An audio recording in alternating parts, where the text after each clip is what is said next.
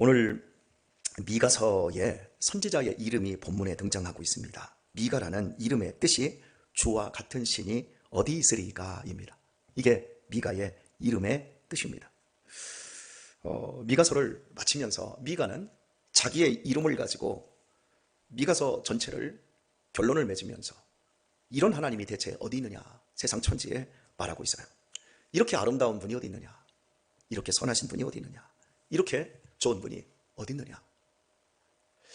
사실 미가가 이렇게 말할 수 있는 계기가 현실 생활에는 없습니다. 우리가 미가서 1장에서부터 살펴보면서 너무너무 무서운 말씀들이 많이 있었어요. 이스라엘 백성들의 부정부패, 그 두령과 그 제사장, 그 선지자들 모두 다 돈에 미쳐가지고 공의를 세우지 않고 불의를 행하고 있고, 온 백성들은 돈에 미치고 음란에 미쳐서 우상 숭배만을 따르고 있습니다. 총체적인 파국의 현장 속에 미가가 있습니다.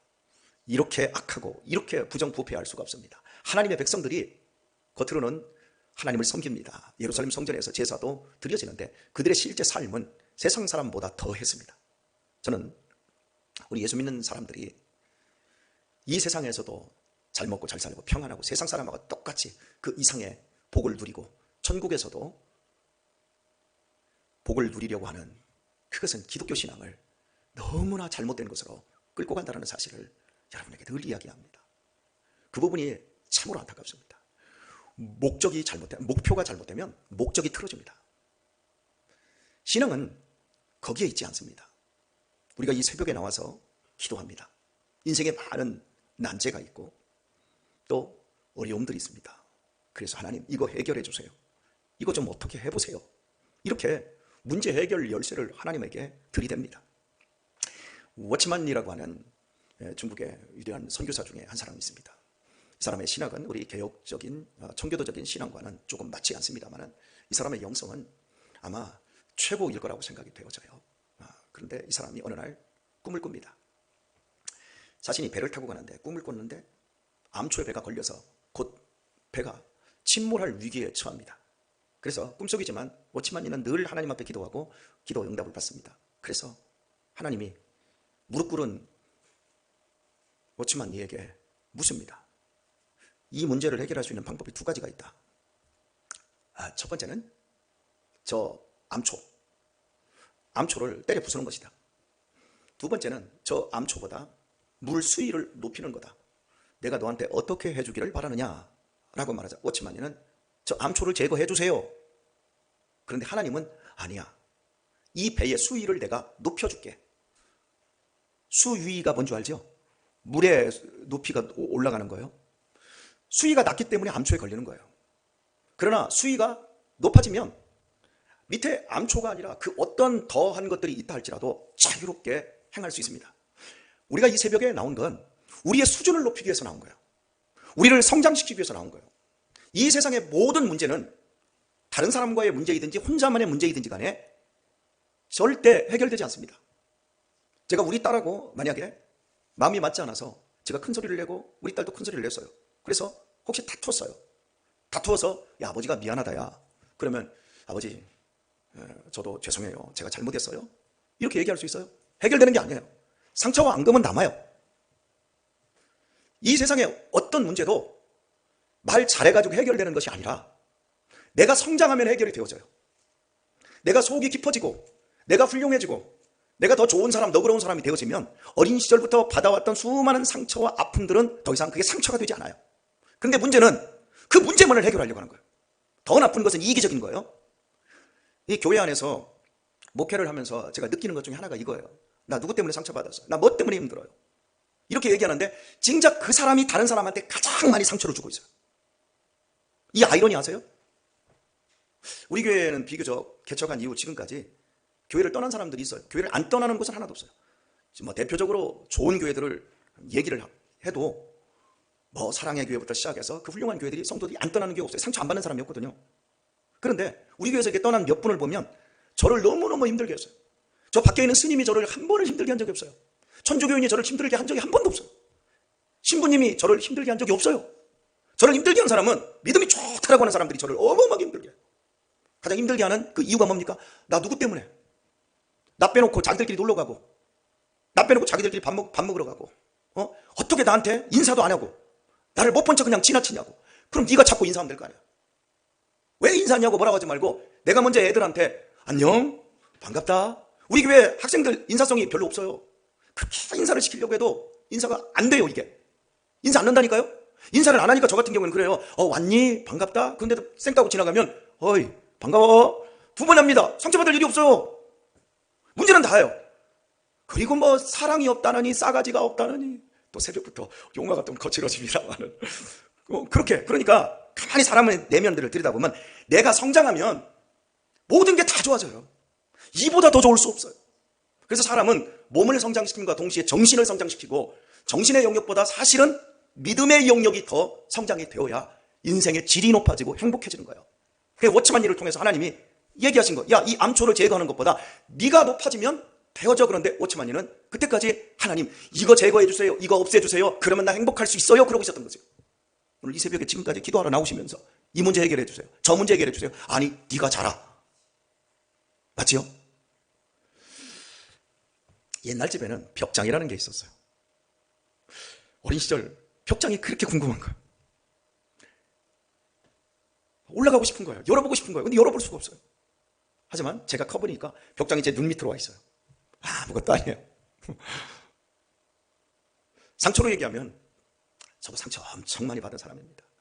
어린 시절 너무너무 가난하고 오늘 새벽에 우리 김동경 권사님이 식혜를 해오셨어요. 한 병 주시더라고요. 와, 너무 감사한 거예요. 오늘 수영관에 가서 제가 혼자 고독 속에서 실내를 이제 몰딩 작업을 하고 일을 해야 되거든요.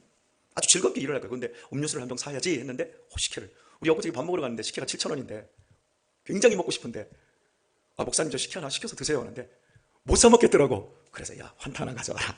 이모한테 환타 하나를 먹었어요. 근데 식혜를 오늘 주셨어요. 제가 굉장히 기뻐요. 제가 작은 것에도 기뻐할 수 있는 이유는 어린 시절 너무너무 가난해서, 그리고 새아버지에게 학대, 이런 고통들. 근데 지금 그게 하나도 상처가 아니에요. 오히려 나를 단단하게 만들었고 가난한 사람들을 더 많이 이해할 수 있게 만들었고 더 많이 제가 넉넉해질 수 있었던 거예요. 저는 고리적 얘기하면서 나 옛날에 이렇게 했다, 힘들었다, 그건 우리가 아직까지도 그 자리에 있기 때문에 그런 거예요. 거기서부터 지금까지 30년을 왔어요. 근데 내 정서는 아직도 거기에 있는 거예요. 거기에 붙들려 있는 거예요. 제발 그러지 마세요. 우리의 인생 속에서 왜 우리의 인생이 어제도 말씀드렸지만 희락락한 것만 좋은 것입니까? 우리 인생에 고난이 없고 갈등이 없으면 생각을 안 해요. 고난과 갈등 없으면 우리의 생각은 모두 세상으로 출장가 있다니까요.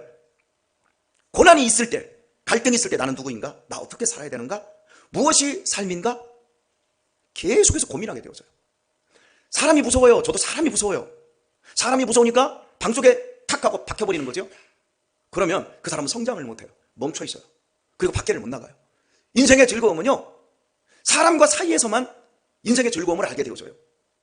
컴퓨터, 게임, SNS에서 채팅, 수없이 많은 좋은 것들을 혼자 방 안에서 누릴 수 있어요.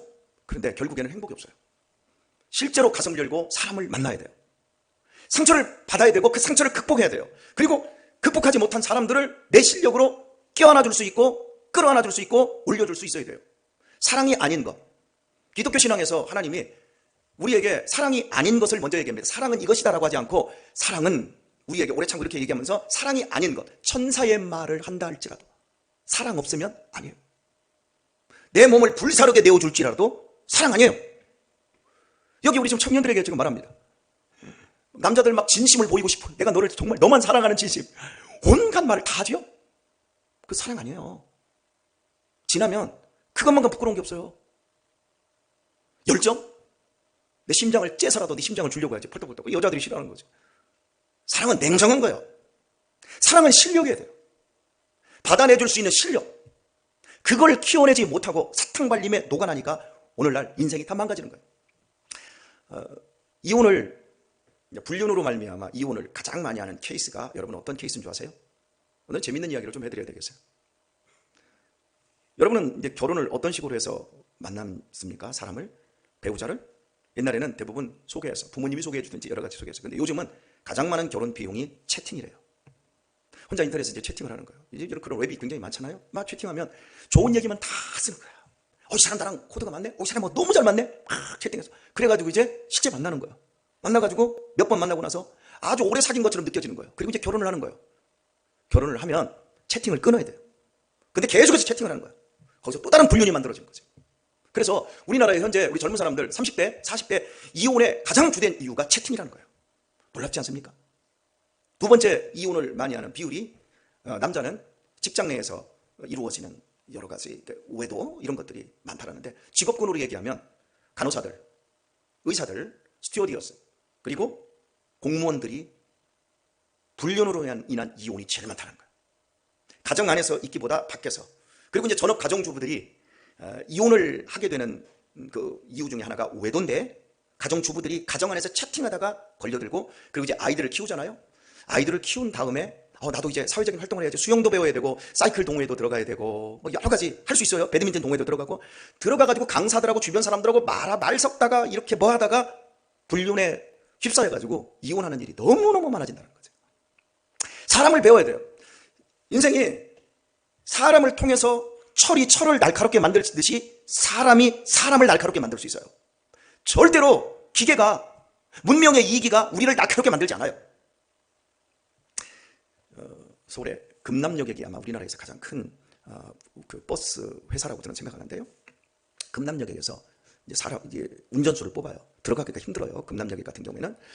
그런데 이제 뽑을 때 보면 경력자를 뽑잖아요. 버스 운전, 시내버스 운전을 한 10년 정도 한 사람을 추천을 하면, 그 중에 이제 한 10명을 추천하면 그 중에 한 명을 뽑습니다. 그러면 10년 동안 버스 운전을 했는데 무사고 10년 한 사람이 있고, 사고가 3번 난 사람이 있고, 사고가 5번 난 사람이 있어요. 그럼 여러분이 사장님이면 어떤 사람 뽑을까요? 무사고를 뽑을 것 같죠? 사고 5번 난 사람을 뽑는답니다. 왜냐하면 사고를 안 나본 사람은 사고가 한번 나면 대형 사고가 나는 거예요. 그런데 자잘한 교통사고를 내본 사람은 먼저 내 속에서 시뮬레이션이 되는 거예요. 저 골목이지, 저 트럭 앞에 보이지 않는 저기에서 차가 나오거든, 이제 오토바이가 나올 수 있지, 항상 이 생각을 하는 거예요. 그런데 10년 동안 무사고한 사람은 자기를 믿는 거예요. 조심해서 가기만 하면 되는 거예요.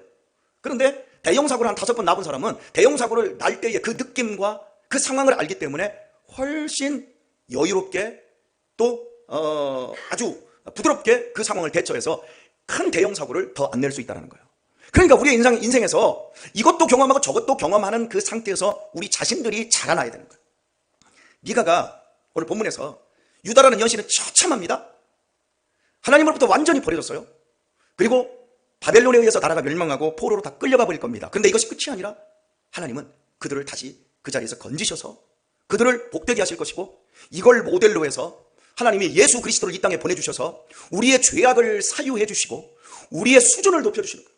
육적인 인간에서 영적인 인간으로 바꿔버리고, 세상에 더럽고 추잡한 뱀처럼 벌레처럼 기어다니면서 이 땅에 있는 것만 먹고 살다가 결국 구멍 속에서 나오지 못하고 죽어버리고 말 우리 인간을 하나님은 끄집어내셔서 벌레 같고 바퀴벌레 같은 우리를 하나님의 자녀로 만들어 내시는 이 위대한 비전을 미가를 통해서 보여주셨어요.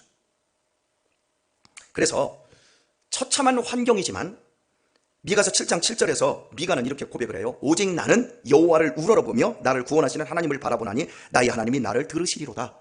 미가의 수준이 올라가 버렸어요. 이만큼 올라가니까 보이는 거예요. 여러분에게 정신적인 영역에서도 성장하여 더 많이 보여지기를 축복하고요. 그리고 믿음의 영역에서 오늘날 모든 걸 포기하는 이 세대 속에서, 이 마지막 시대를 살아가는 이 악한 세태 속에서 여러분의 믿음이 성장하여 수준이 올라가는 성도가 될 길을 예수님의 이름으로 축원합니다. 그래서 여러분 각자가 하나님 같은 분 없어, 이렇게 항상 고백할 수 있고 그 안에서 기뻐하고 감사할 수 있는 것, 이것이야말로 우리가 이 세상을 살아가는 지혜인 것입니다. 주께서는 죄악을 사유하시며 그 기업의 남은 자의 허물을 넘기시며, 이 사유한다라고 하는 건 우리의 죄를 갚아준다는 얘기죠. 그런데 이게 원문의 뜻은 옮기다라는 뜻이에요. 우리의 죄악을 하나님 당신에게로 옮겨가는 거예요. 우리를 책임져 주는 거예요. 여러분이 혹시 자식들, 여러분이 뭔가 하다가 빚을 집니다. 그 빚을 부모가 끌어안고 자기에게로 가져와서 그 빚을 다 갚아주는 일들이 있을 수 있어요.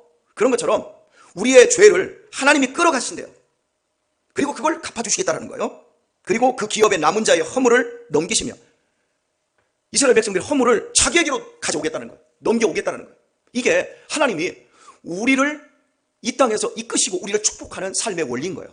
여러분의 죄악을 여러분이 짊어지지 마세요. 여러분의 인생의 고난의 짐을 여러분이 짊어지지 마세요. 여러분의 살아왔던 허물을 여러분이 짊어지지 마세요. 여러분이 짊어지면 우울증에 걸립니다. 여러분이 짊어지면 공황장애에 빠집니다. 여러분이 짊어지면 조울증에 빠집니다. 여러분이 짊어지면 결국 자폭해야 돼요.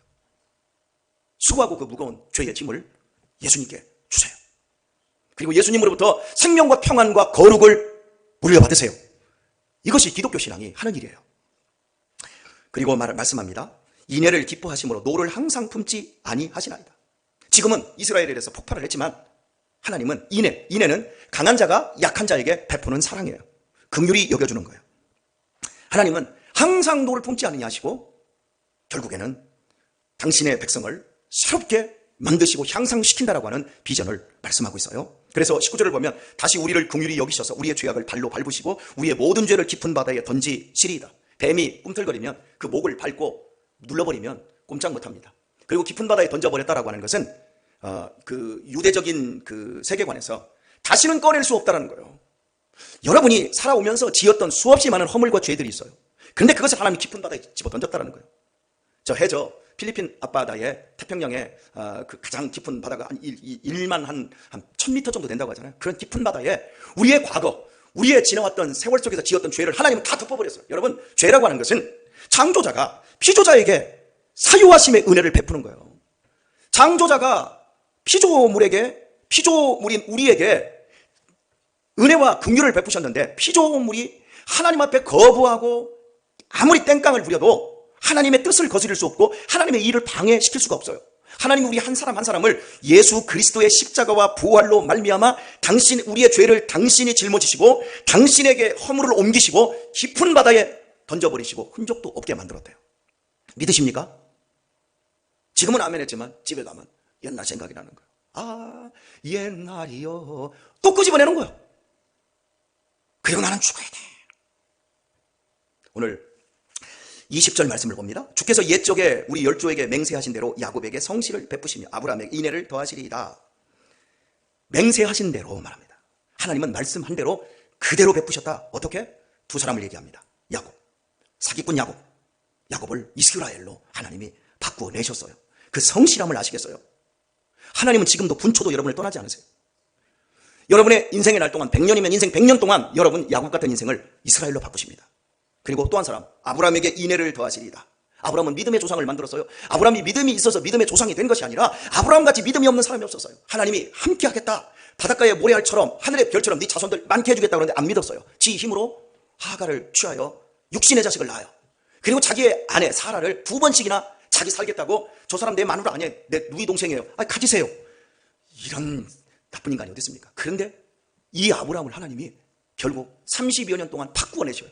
한 50년 동안 바꿔내서 자기 아들이라도 하나님이 맹세하신 대로 달라고 하니까 줄 정도의 믿음의 사람으로 만들어내세요. 지금 여러분들, 우리 청년들 이 정도면 훌륭한 믿음이에요. 앞으로 여기 있는 어떤 분들보다 더 위대한 믿음으로 성장하리라 믿습니다. 서두르지 마세요.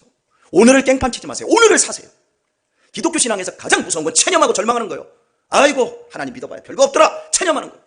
야 교회 가도 야 별거 없더라. 체념하고 절망하는 거예요. 그러지 마세요. 오늘 나는 썩어 빠진 것 같고 나는 오늘 접시물에 코박아 죽고 싶어도 주와 같은 신은 없어. 나보다 나를 더 사랑하는 분이야. 그분처럼 좋은 분 없어. 요렇게 선택을 해야지. 그래 나는 접시물에 코박아 죽을 만큼 한심한 놈이야. 그래 교회도 때려치고 다 두문불출 방구석으로 처박혀 들어가 버리는 거죠. 그것만큼 미련한 게 없어요. 더 당당해지고 더 떳떳해져요. 우리 아버지가 얼마나 좋은 분인데 우리 하나님이 얼마나 내 편을 드시는 분인데 이러고 주님 앞으로 나가야 돼요. 오늘의 말씀을 맺도록 하겠습니다. 하나님을 어떻게 생각하느냐에 따라서 우리의 인생의 방향이 바뀌거든요. 가장 기독교 역사에 있어서 초창기에 기독교를 어마어마하게 핍박하던 로마 제국 시대가 있었습니다. 예수님 믿는 사람들 껍데기 벗겨주고 여기다가 횃불 꽂아가지고 기름으로 태워 죽여버리고 이 콜로세움에서 맹수들의 밥이 되게 하고 처참하게 죽일 때 그때 예수 믿는 사람들이 이 카타콤베라고 로마의 이 지하 묘지에 들어가서 예배드리고 이때 이 신앙생활을 했었어. 이게 한 300년 동안이에요. 그때 그려졌던 이 성화 이런 것들이 있어요. 그때 그려졌던 성화에 보면 예수님의 모습은 양을 뒤에다가 딱 걸치고 이렇게 오는데 미소년의 모습으로 그려져 있어요. 수염이 하나 없어요. 유럽 사회에서 수염은 권위와 위엄의 상징입니다. 그런데 예수님이 수염이 없어요. 그 이유가 뭔지 아세요? 그만큼 사랑의 하나님이라는 거죠. 어린 양처럼 못난 사람들을 끌어안고 끝까지 보호해주는 하나님이라는 거죠. 그런데 이제 313년 밀라노 칙령을 콘스탄틴 대제가 발표를 합니다. 그리고 그때부터 비잔틴 문화가 시작되는데 기독교의 대부흥의 시대가 옵니다. 모든 로마의 이방 종교 사원이 다 교회당으로 변하면서 기독교가 전 세계를 지배하는 힘있는 종교가 돼버립니다. 그러면서 그림이 바뀌어집니다. 예수님의 눈이 커집니다. 수염도 이만큼 납니다. 위엄과 권위, 그리고 눈이 커진 건 내가 너희의 죄악을 지켜보고 있노라. 무섭지. 그러고 있는 거죠. 사람들을 꼼짝 못하게 만들어요. 그러면서 이제 예배당이 지어지는데 예배당 이 지붕이 다 돔입니다. 그 천장에다가 이제 예수님을 그려놔요. 그 이 돔이 상징하는 것은 이 우주를 상징하는 거예요. 예수님은 우주를 지켜보고 있다.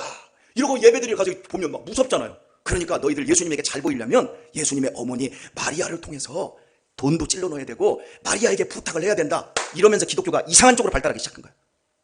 여러분이 그게 여기 여러분 속에 있어요. 하나님이 얼마나 좋은 분인데 주와 같은 분 없다. 하나님같이 좋은 분 없다. 여러분 내면에서 복음으로 말미암아 내 편을 드시는 그 하나님의 사랑을 회복할 수 있기를 축복합니다. 미가서가 우리에게 지금 이걸 얘기하고 있는 거예요. 그래서 우리 어떻게 살자고요?